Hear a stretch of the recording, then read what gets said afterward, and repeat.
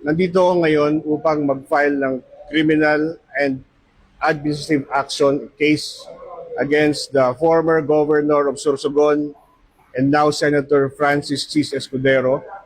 Mga kawani pa rin doon na yung treasurer at yung mga members ng Bids and Awards Committee na kasama sa kasong ipa-file ko. Ang kasong ito ay bunga at galing lang lahat sa COA findings of 2021 sa Provincial Government of Sorsogon. Ito ay umpisahan kong aralin pagkatapos kong i-file ang ethics case sa Senate at napansin ko parang merong pattern of corruption itong dating gobernador ng Sorsogon. At madali namang makita ang COA report ng Sorsogon sa website ng COA at nakita ko doon documented at least 9 cases ang pwedeng i-file kay Senator Escudero nung gobernador siya.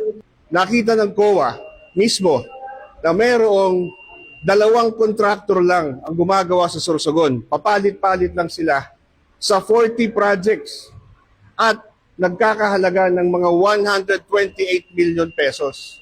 Ang sabi ng COA, at nagtataka nga ang COA dahil yung 2 contractor na yon nakalagda at nakacertify na gumagawa ng 3 projects sabay-sabay sa iba't ibang lugar sa Sorsogon.